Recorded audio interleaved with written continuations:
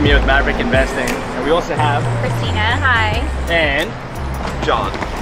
This is John, our newest investor, and we're doing our Wednesday walkthrough with Cristina and John to take a look at the Marston building, which we're in the process of buying. So come take a look through. So what's really exciting about this building is it was built in 1894, and it was actually built by the guy who built Balboa Park. His name's George Marston. It's a historical building, and it has a lot of potential. So excited for you guys to see it.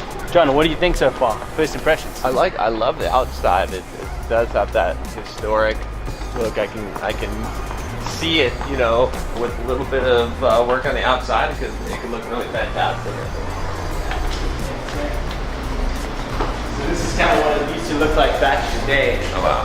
So you can see the actual Victorians. That's Fifth Avenue. This is C Street.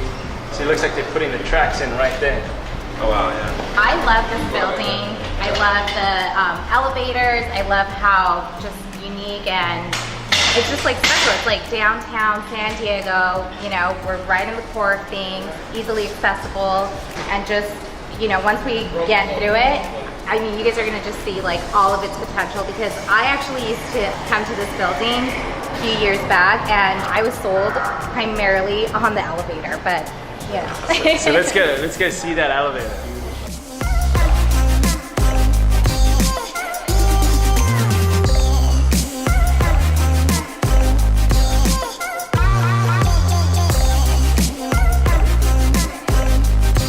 So yeah, feels like we're in the Titanic right now. You know, Leonardo DiCaprio right here.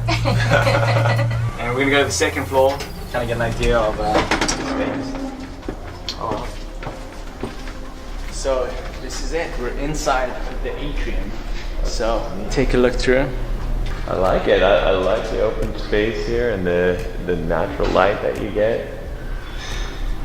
And we have all different sorts of offices, office tenants. We have law firms, we have medical practitioners, we have marketing firms, and it's really great. So the goal that we plan on doing is bringing those people together in a communal way. So we're gonna open this up and have a common space over here for people to be able to collaborate and communicate and share ideas and knowledge. That's the future of office.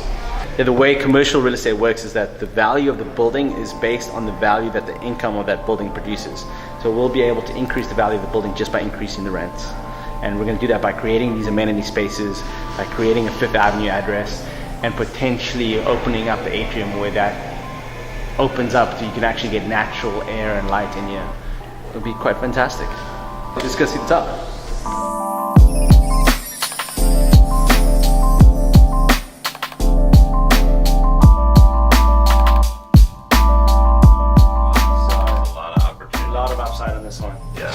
Long story short, we're buying the building for 9, and we think we can make it worth about 16. See the elevator, even like, whoa. It's classic, vintage. Yeah. Now we're at the top floor, and you can kind of look down, and this would be a great place. I mean, even just one of the designers had the idea to just kind of make this a seating area where you can chill and have conversations. Because at the moment, it feels like you can't really have a conversation, because it's like, you know, we're in this like law firm. But it feels like you're in this quiet law firm, yeah. You know what I mean? Are there some buildings nearby maybe that have already done the kind of upgrades, the kind of, you know, modernization that you see doing to this building that have already raised those values because of it?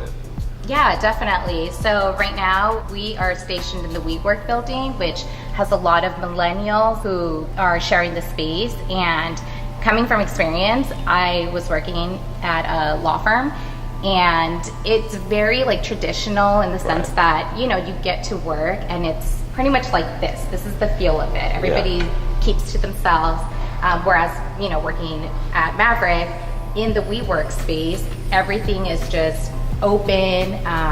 More interactions are being made, and, you know, networking and communication. So yeah, I think that having the space available for everybody is definitely a bonus. Yeah, that makes sense, because a lot of people are paying for the value, obviously, and we work to have that environment, that interactive environment, and they're paying a pretty good amount for that. I was actually surprised by the price they can get for it. So yeah, okay, that makes a lot of sense. This company, the Marston's retail company, eventually became Macy's back in the day. They sold and became Macy's. Oh wow. And you can actually see that this was all retail once upon a time and converted to office in the 80s. So there was a restaurant downstairs, and our goal is downtown San Diego's turning around, coming back to its roots. We're gonna improve the building and sort of showcase what this historical building can be. So we're really excited about that. There's a lot of history here, and we're excited to be a part of it.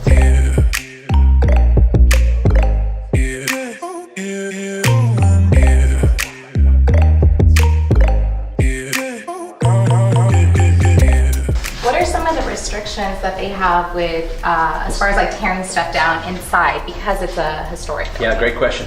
There is no restrictions interior. The way the Mills Act works, which is for historical buildings, it's only for the exterior. Okay. So inside you can do what, I mean, we could even take that out, the whole atrium out, but we're not going to because that's so valuable. We hired Rodolfo from Osio. He's a designer. He did Rustic Roots. You're a big fan of Rustic Roots, yeah. You know that. Some of his ideas are to sort of make this into a green atrium, so have that green ivy kind of come up, and then have sort of loungy chairs and like some music, so people, when you come down, you see people there, you want to hang out, you know what I mean? Yeah. Come on, and then you come on and you get that fresh air. It's really like a trophy property in San Diego. Yeah. I think people who are crammed in their office all day are really going to appreciate that, just being able to step out a couple feet and then just having like that sunlight. It makes such a big difference. Without actually going onto the street where it's a little more grittier. Mm-hmm. Yeah. So I'm feeling pretty good now after seeing the building. I feel like there's just a huge potential here, and just I'm amazed that you can own such a historic piece of San Diego real estate for was it like $9 million for the acquisition cost? So it seems like it should be worth a lot more.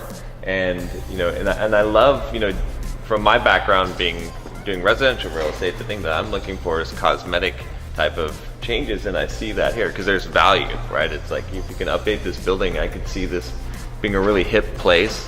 I mean, heck, I'd like to have an office here and to have that historic feel, but the new updated.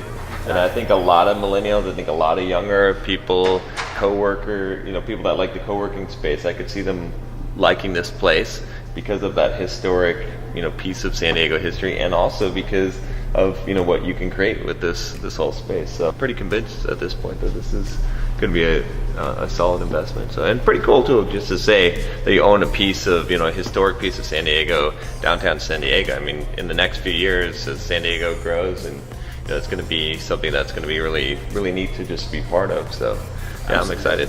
Awesome. John, thanks for coming through our Wednesday walkthrough. So that's it, Cristina. Thanks for joining us as well. Thank you. I'm excited for you taking on more of these. This is the Marston building on 5th Avenue in downtown San Diego. Thanks for watching our Wednesday walkthrough, guys. We'll see you next week. Cheers. Cheers. Bye.